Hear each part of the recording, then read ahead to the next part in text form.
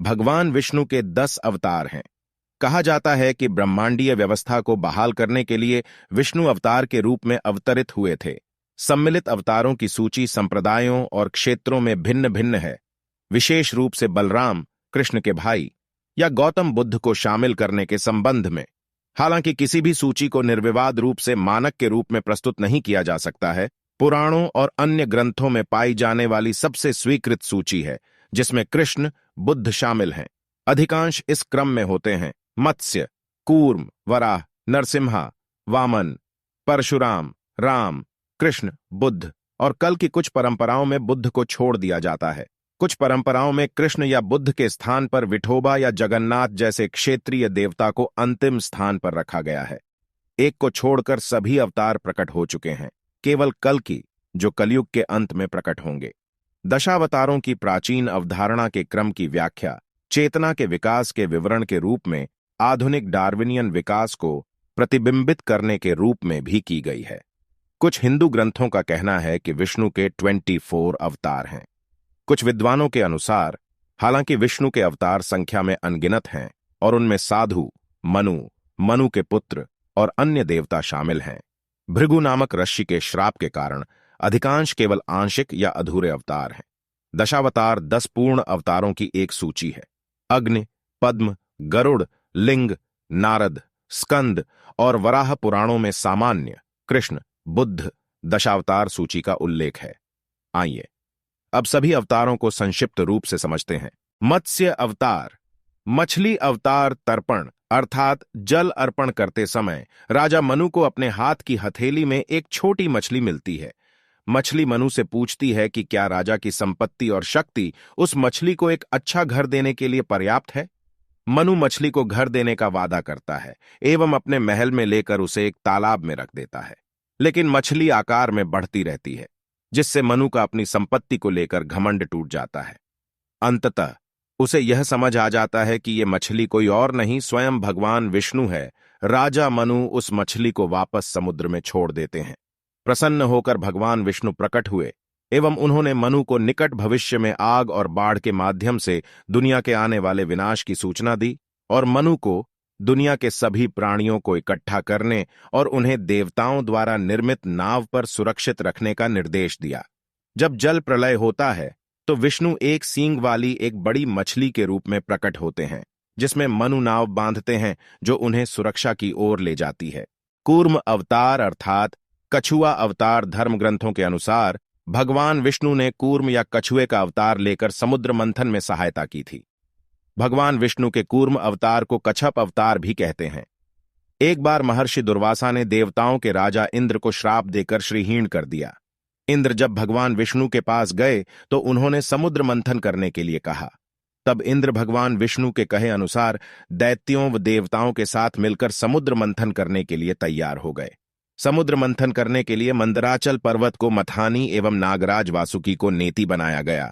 देवताओं और दैत्यों ने अपना मतभेद भुलाकर मंदराचल को उखाड़ा और उसे समुद्र की ओर ले चले, लेकिन वे उसे अधिक दूर तक नहीं ले जा सके। तब भगवान विष्णु ने मंदराचल को समुद्र तट पर रख दिया।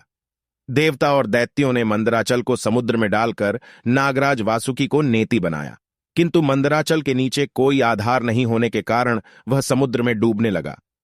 यह देखकर भगवान विष्णु विशाल कूर्म कछुए का रूप धारण कर समुद्र में मंदराचल के आधार बन गए।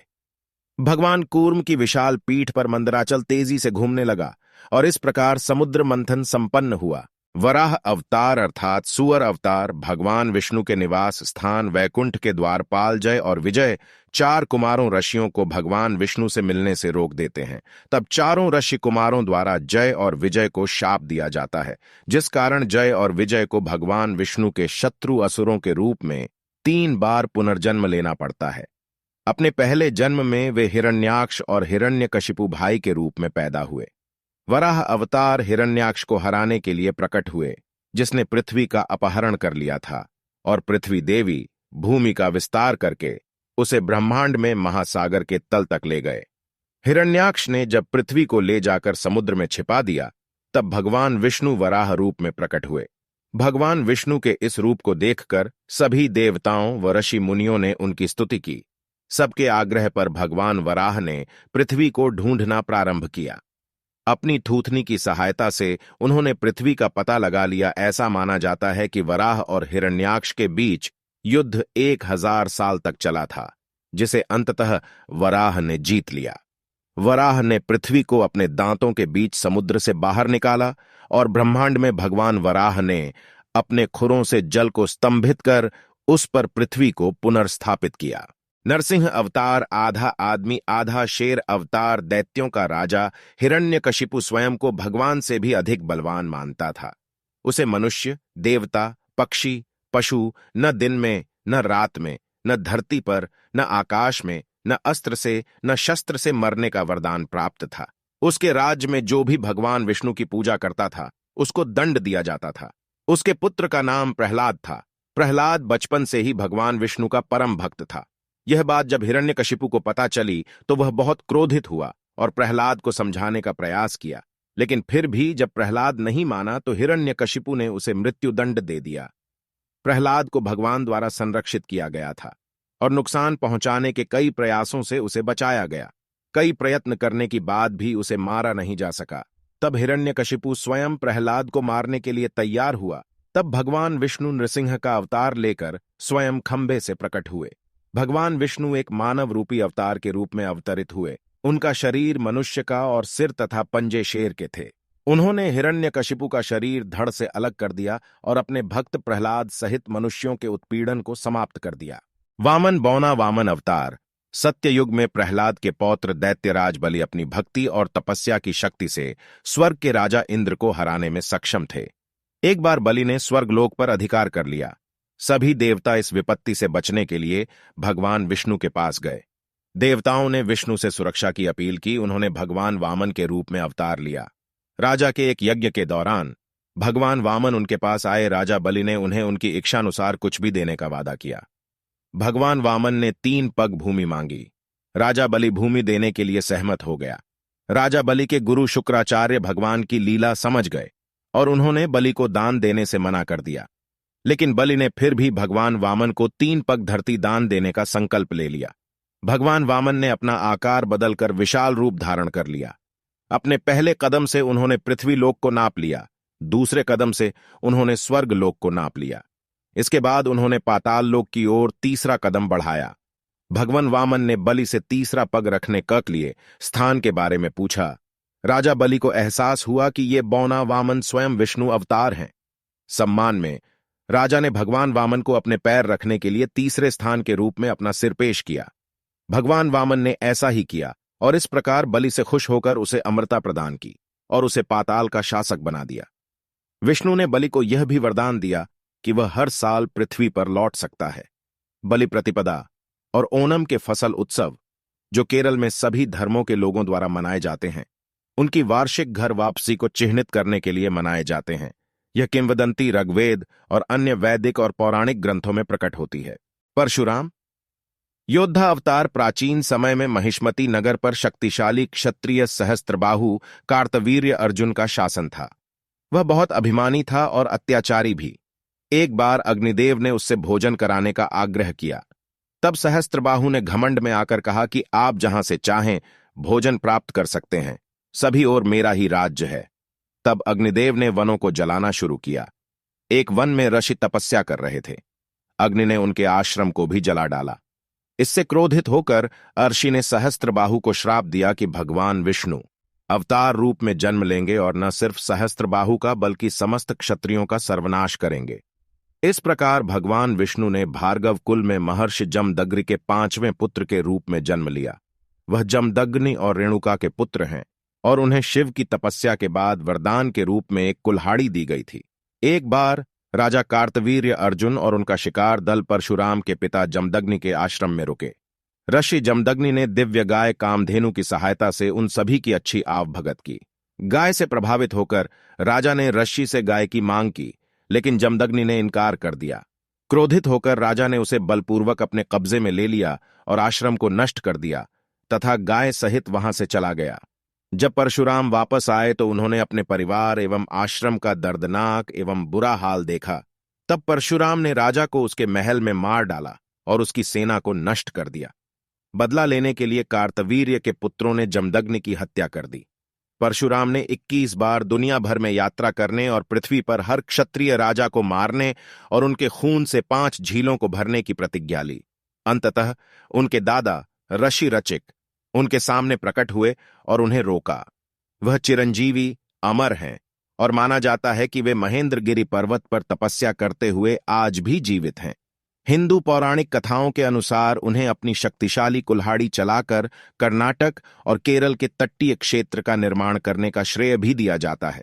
जिस स्थान पर कुल्हाड़ी समुद्र में गिरी उसका पानी विस्थापित हो गया और जो भूमि उभरी उसे कर्नाटक और पूरे केरल के तट के रूप में जाना जाने लगा।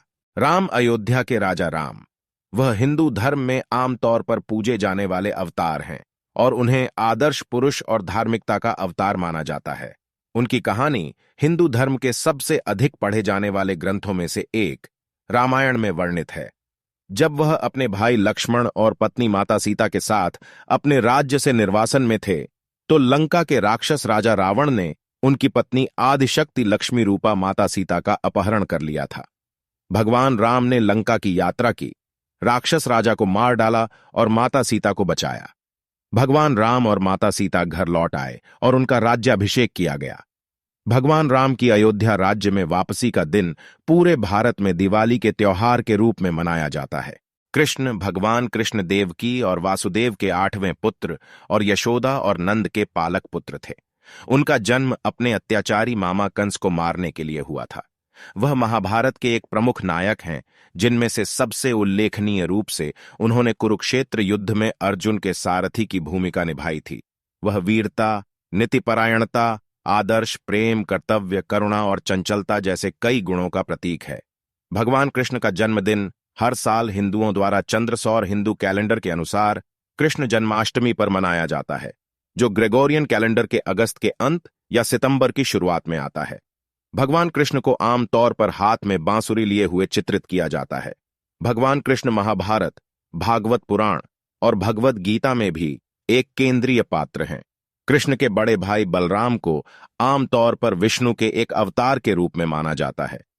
वह विशेष रूप से उन सूचियों में शामिल हैं जहां से बुद्ध को हटा दिया गया है। बौद्ध धर्म के संस्थापक गौतम बुद्ध भी भगवान विष्णु के ही अवतार थे, परंतु पुराणों में वर्णित भगवान बुद्धदेव का जन्म गया के समीप कीकट में हुआ बताया गया है और उनके पिता का नाम अजन बताया गया है। कुछ पौराणिक कथाओं के अनुसार एक समय दैत्यों की शक्ति बहुत बढ़ गई। देवता भी उनके भय से भागने लगे। राज्य की कामना से दैत्यों ने देवराज इंद्र से पूछा कि हमारा साम्राज्य स्थिर रहे, इसका उपाय क्या है। तब इंद्र ने शुद्ध भाव से बताया कि सुस्थिर शासन के लिए यज्ञ एवं वेद विहित आचरण आवश्यक है। तब दैत्य वैदिक आचरण एवं महायज्ञ करने लगे, जिससे उनकी शक्ति और बढ़ने लगी।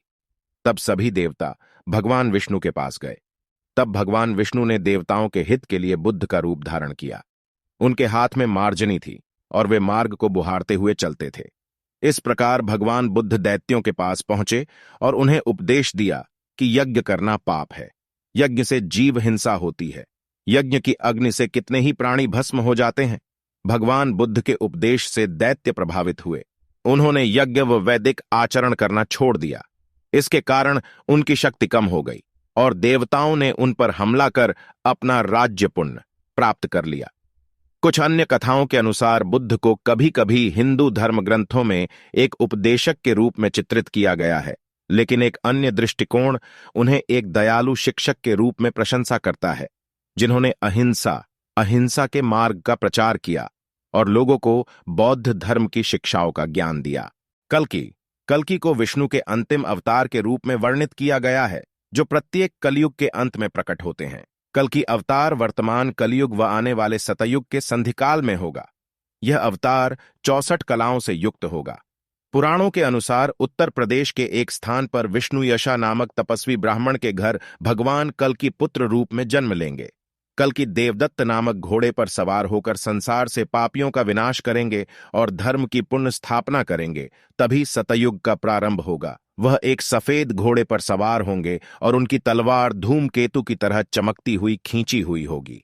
वह तब प्रकट होंगे जब केवल अराजकता, बुराई और उत्पीड़न व्याप्त होगा, धर्म का नाश हो जाएगा और वह सत्य युग और अस्तित्व के एक और चक्र को फिर से शुरू करने के लिए, कलयुग को समाप्त करने के लिए अवतरित होंगे।